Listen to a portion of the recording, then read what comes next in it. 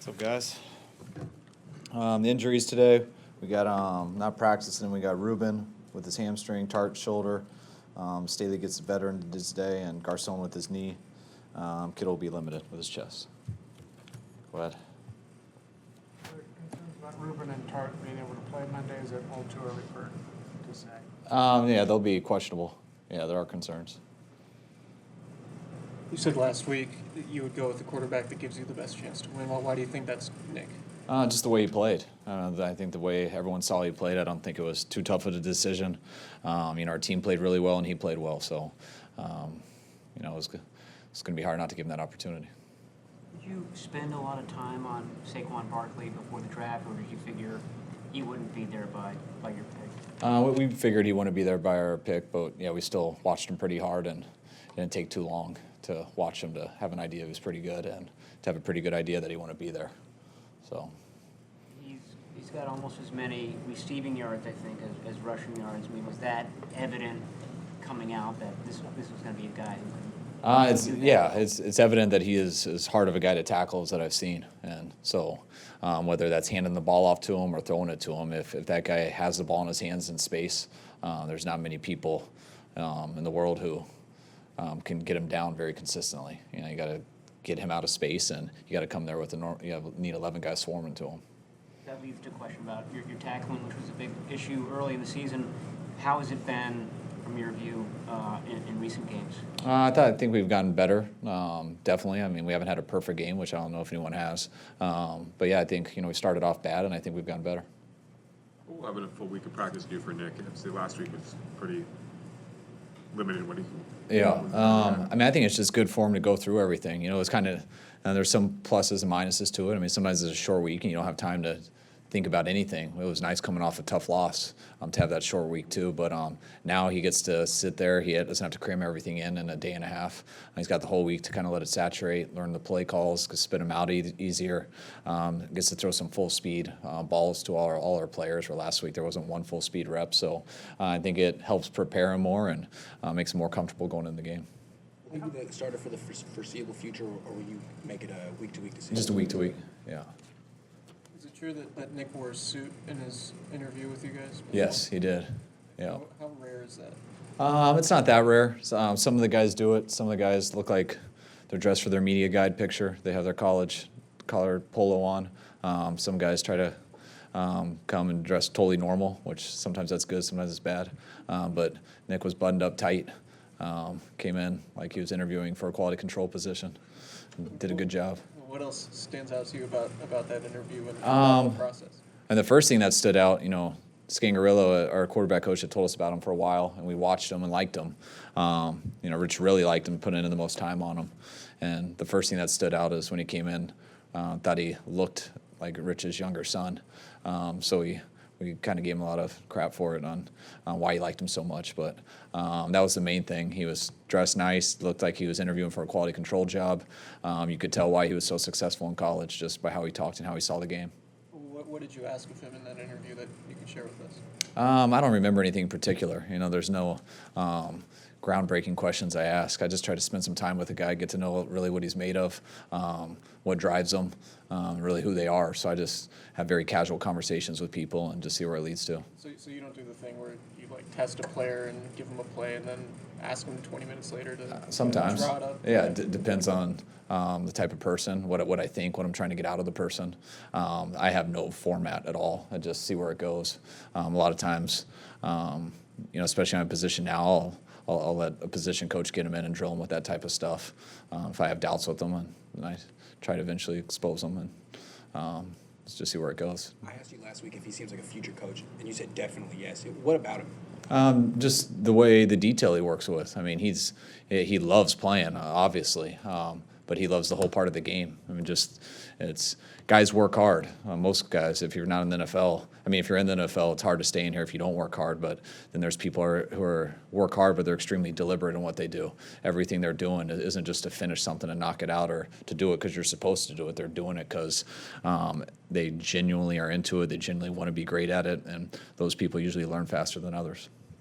According to Kittle, and Nick confirmed that after delivering the play call, you would continue talking to him, and You really want to shut up. I know. He's going to have to say it louder. I can't hear him from the sidelines. That's always a dilemma for coaches and quarterbacks. So it's funny because I know if I was a quarterback and someone was yelling in my ears, I would handle it much worse than those guys would. I struggle. I've done it. I've almost gotten in trouble with head coaches for saying the wrong thing when you're trying to think and make a play call and someone's yelling in your ear. It's hard to think. The hard thing with calling plays in games is we call it and we don't know if they heard it or not. Sometimes they need it again. The problem is it shuts off at 15 seconds. So you're just sitting there chilling, and sometimes they go like this, they need it again, and there's only 18 seconds on the clock. Well, you have 2.5 seconds to spit it out for them to hear it. And then sometimes I think they didn't hear it, and I start repeating it again, and they're just trying to call it, and I'm yelling it again in their ear, and I'm driving them crazy, as I should. So I wish there was a two-way talk on it. It would be a lot easier. Are there elements, are there times where you deliver a play call and say, hey, look for this or whatever, or is it just really telling the play call? It depends on the quarterback. Some guys like it, some guys don't. Depends on certain plays. Guys that don't like it, I try not to do it unless it's something specific. And the quicker you can get to the line of scrimmage, the more you can help. And sometimes you say you're anticipating something, and then they do it no matter what. But it wasn't that look. So you got to be very careful with putting too much in their head when you're absolute. And that's usually when I like to do it. What was the play with Jimmy last year? I think it was early on. The headset shut off, and you talked about it. He just like winged it. Do you remember? Yeah, it was a goal line play. He went to quarterback sneak. He selfishly got himself a touchdown instead of the running backs. But it worked. I liked it. He scored. Nick could have handled this if he had elevated to the starter's role last year, just given everything that's on his plate. I mean, I like to say Nick can handle anything because he'll find a way, but I mean it'd be much harder to play at the level he played. I mean, he's been working at that for a while. He worked as hard as anyone last year, and he played scout team safety all last year. I mean, we spent most of last year at this time messing with him on how bad his back pedal looked and things like that on tape. But he wasn't a guy who he knew he had to do that. That's how the league works, and you don't have enough guys to practice. And he didn't just sit there and mope about it. And because I get how people could, because that isn't a fair situation. But he found ways to work on his own, to grab guys after, to go out late at night, do stuff. He's obsessed with getting better, and he's needed the time to do it, and it helped him get ready for last week. You talked about how he looks like a quality control guy and how he's not the first guy you'd notice, but despite all that, does he have some natural leadership qualities? Yeah, definitely. I mean, I always say, there's lots of different types of leaders, but the best type of leader to me is guys who don't fail and they find a way to get it done. And I think if you look at those people throughout their life, whether they make it in high school, whether they get it to college, they get an opportunity to the NFL. I mean, they might not always have it figured out right away, but they find a way because they're just so deliberate in what they do, and they have the goals, and nothing can get in their way. And then on top of that, he's himself in everything he does. I mean, he's not going to come in and try to talk differently to certain players. He's going to be himself every single day, and players like that. If a guy doesn't come off cool to one group, but he's like that every single day, they'll end up thinking he's pretty cool. If he starts to talk differently to some people and then be himself to other, then people don't respect you. So Nick's a guy who works hard, and that's where it always starts, and he's a guy who's not scared to be himself. Once the radio shuts off and Nick's at the line, how much does Richburg help him out in analyzing the defense or making the line adjustments? He does a lot of it. We don't do too much of that stuff. Most of it's built in. So he gets the line in position, and the quarterback has the rules that he goes off of, that he knows his issues and his answers versus those issues, and he can always override the center if need be. But we don't ask him to go solve everything. Where are you with CJ? I think a lot of people say he, 2 years in a row, obviously he's lost his job. They look at his record and they say, well, maybe he's going to prove it. Maybe he's not the backup quarterback here. Yeah. I guess, where do you think he is in his career? I feel the same about CJ now as I always have. I get that we'd love better results and love for his record to be better. CJ did some really good things that are very encouraging to show his ability that he can play in this league. And then he has some games where he wasn't as good. I don't put that all on CJ. I put it on our entire team. There's things he could have done better. But I believe CJ has the ability to play in this league, and I think he has shown that. I think it's very hard in this league when you get a record like that, when you have turnovers and stuff. That's what's so hard about our profession, that people are going to come down on you extremely hard. And they're going to look to the quarterback. They're going to look to coordinators. They're going to look to the head coach. And, that's tough stuff for people to deal with. And I think CJ's strong enough to deal with it, though. He is confident in himself, not for any fake reason. He's confident in himself because he truly believes he can do it, and he can. I truly believe that. But I think it's very hard when guys get washed out quickly because of all the pressure that I don't think everyone totally knows exactly why you win and lose.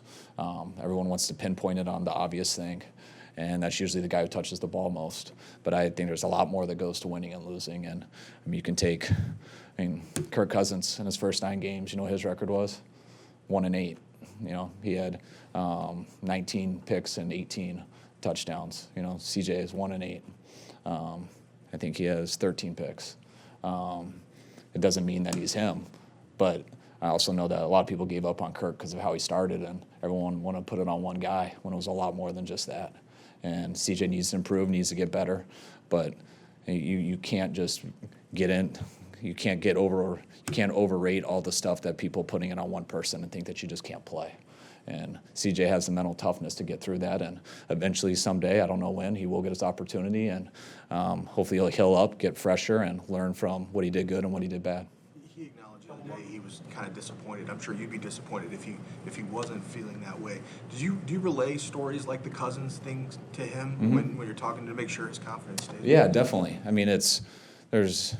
CJ's story's not over, and that's what I want him to know. You got to realize the whole world will say this is what you are, and I'm not mad at the world for that. That's people watch sports, and that's what they think. But CJ's story's not over, and he has the ability, he has the toughness, he has the mind to be a very successful quarterback in this league. And don't let other people tell you it's over because it hasn't gone the way you wanted. Do you feel the emergence of Nick will bring out the best in CJ and both of them in terms of competition? Those guys work as hard as those guys are very self-motivated. There's not a time that you got to give them a kick in the butt to do something. Those guys, they put more pressure on themselves than someone else. So I don't think that'll make either of them better. I think, CJ started off well, and I think he went through a tough stretch. I think it is good for him to sit back and get fully healthy and heal up and watch someone else do it. And, he's only a play away from getting in. So, he'll be ready. All right, guys, thanks.